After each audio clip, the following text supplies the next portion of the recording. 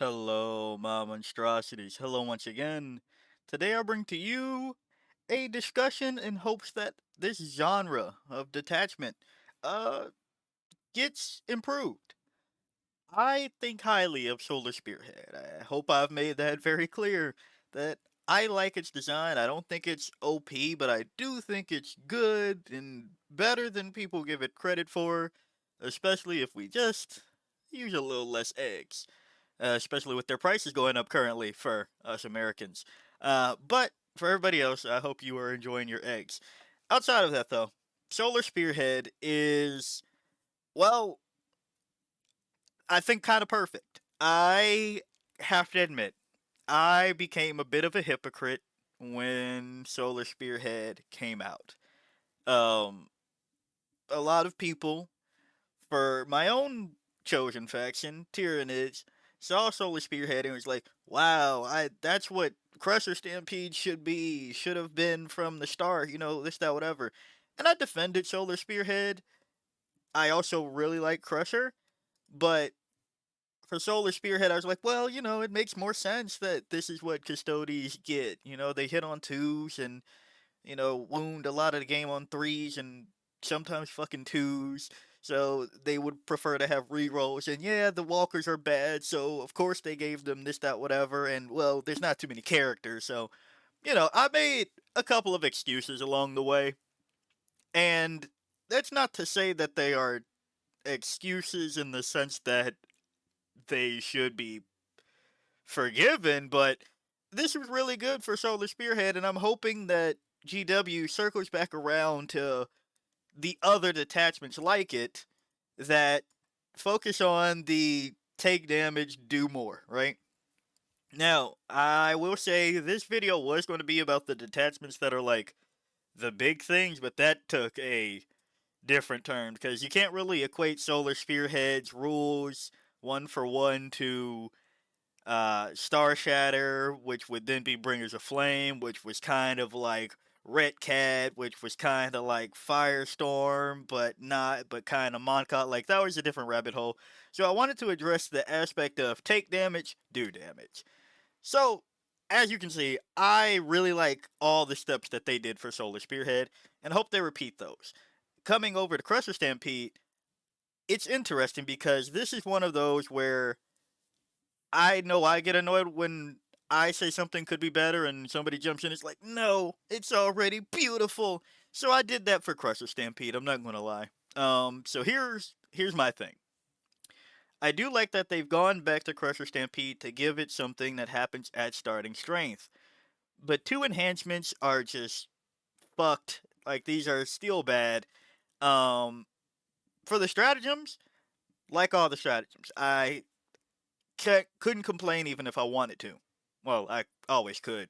But, if there was a thing that I would be picky about, it would be that I hope that the fly restriction gets lifted and that you don't have to roll for battle shock. Like, that seems kind of tedious. Yeah, it can backfire, and that's me just wanting it a little bit easier. I'll be perfectly transparent there, but if I had to go down to that aspect, that's what I want. But for the other thing that, looking back and going back to my Crusher Stampede list and what I've been having fun with lately, is the fact that going over Solar Spearhead and comparatively, this fixes some things.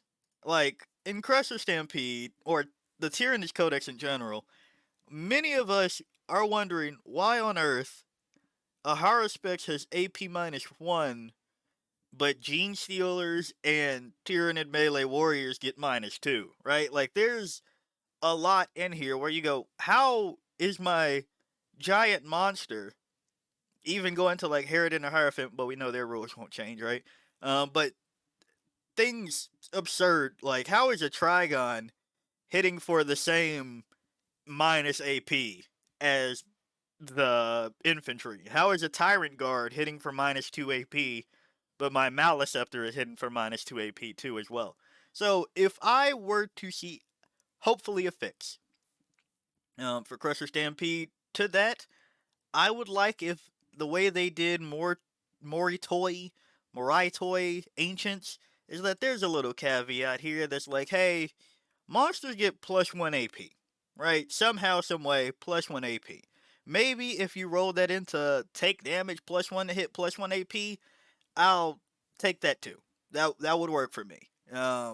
But something there because they saw what happened, where there's a glaring weakness in the aspect of the data sheet, and they went to fix it in this detachment. The other thing is they allow you to make walkers characters, and one of my pet peeves is that Norns aren't characters. You ask everybody that doesn't play Tyranid, you be like, "Hey, what do you think this is? Be like a character?" Like, nah. I already made that a video, but so I won't go on that one specifically too long. But further than that, the enhancements. Realistically, if there were 3 good enhancements here, what are you putting them on? You could put one on a Hive Tyrant, on a Neuro Tyrant. Are you bringing Turvy? I don't think you're really bringing Turvy and Crusher Stampede like that. Can't put it on Old One Eye or the Swarm Lord, and I highly doubt you're bringing 2 variants of a Hive Tyrant, right? Winged or Walkrent. I don't think you're bringing Flyrant and Walkrent in the same list ever. That's one I will still stand by, even though I've eaten crow about Swarm Lord and Hive Tyrant, or either of the tyrants, right? Like, even if there was 3 good enhancements here, I realistically would never be able to attain it without completely fucking throwing. So, I would like if I could make 2 monsters, the same way you did over here in Solar Spearhead, characters. And also, hopefully, fix the enhancements, right? I think it would be pretty neat if my Norn Assimilator is now wounding monsters and vehicles on probably 2s, right? That just seems like a thing that should happen for the giant I kill thing assassin bug, right? A screamer killer. Maybe it'd be more useful in that situation. I don't have too much of a fight against that, right? But something. Something on that aspect. Maybe adding 3 to the objective control of something. A Trigon. Fuck it. A Trigon. Let's do that. But as you can see, the enhancements are pretty lacking. This is pretty expensive, but I don't know. Sometimes I love it, sometimes I hate it. And beyond that, I I couldn't even take them if I wanted to, unfortunately. So I hope that they come back around to Crusher Stampede and just give it the same love that they gave Solar Spearhead. We're not necessarily missing out on movement as much with our monsters, but AP would be nice. Damage would be nice for some of them, but we do have I can't even go that far. We do have a lot of damage 3, so maybe reel that one in. But AP is our biggest thing as far as why is my monster hitting for AP -1 and AP -2, and you're willing to give walkers because they can be characters shit like +1 attack, +1 strength, +1 damage, or 5 up feel no pain on a Telemon, and putting out reroll hit rolls of 1 for Custodes, right? So, just goes to say, Crusher Stampede, I would like it to receive the same amount of love. We already have something that does the starting thing. They put that one over verbatim, but the rest would be nice. Then going to Hallowed Martyrs. This is interesting because I don't know how you let them have more. We just went through an issue into sisters having way too many fucking miracle dice, so that got nerfed. But in the theme of being a martyr, you don't necessarily want them around for too long. But with Hallowed Martyrs, the game plan is I'm going to get things on my way out the door and then give a miracle dice when I'm out the door, right? But that got nerfed, so now it's not every time a unit dies, it is if one unit has died that phase. So maybe for Hallowed Martyrs, to make it more martyry, you make the caveat the old rule right here. Because it also doesn't have something that is at starting strength, but I don't know what you can give sisters before that becomes a problem. Do you give them the same OC bullshit? I don't really think they need that. They have quite a few things that they're probably like, hey, can we stop getting OC for our characters? Like that'd be cool, right? I don't think you could do that. Maybe at full they re-roll, but that's scary because at full now you're telling me an exorcist can get re-rolls because it's in indirect fire, or is it the castigator, whichever the fucking indirect fire one is. So I don't know. You have to give it something so that you don't completely fuck the theme into which they are trying to lay down and lay down their life for the emperor, but you can't really keep them around. But they should have something for being around.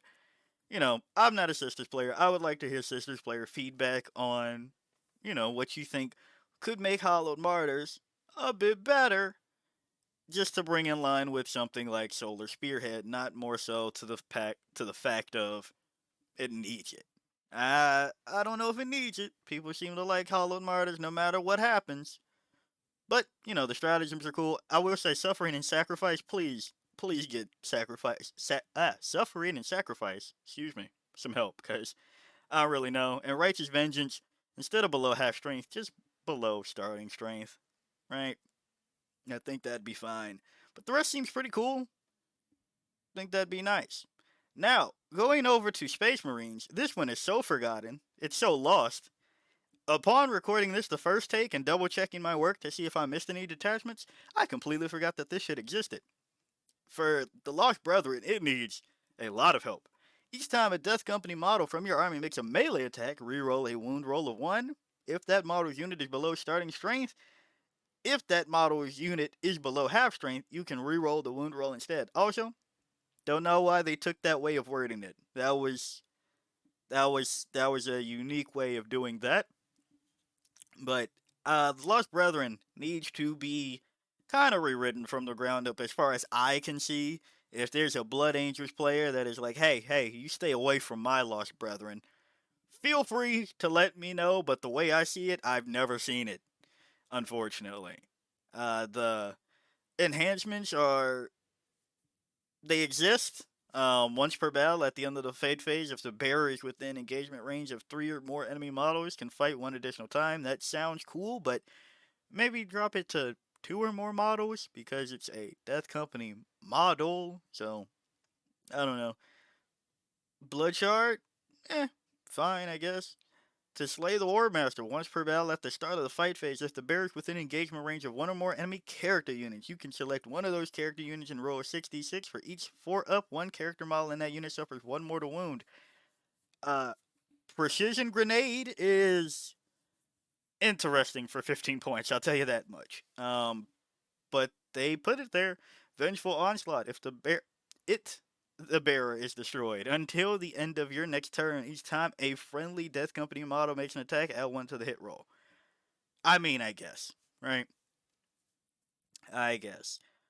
For 10 points, not the worst, but I don't think I want to spend points to have my model die to get a benefit.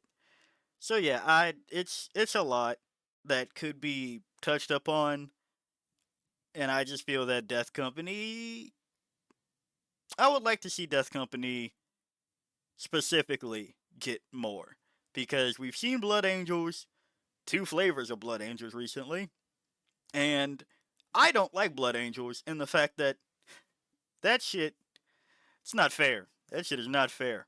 But if Death Company becomes more appealing, fuck it, please help the Lost Brethren. So Hallowed Martyrs, hopefully you get something. Crusher Stampede, hopefully we get something, just to look like the greatness that is Solar Spearhead. So yeah, if you like the video, like it. Got a comment for me, comment. And until next time, peace out, my monstrosities.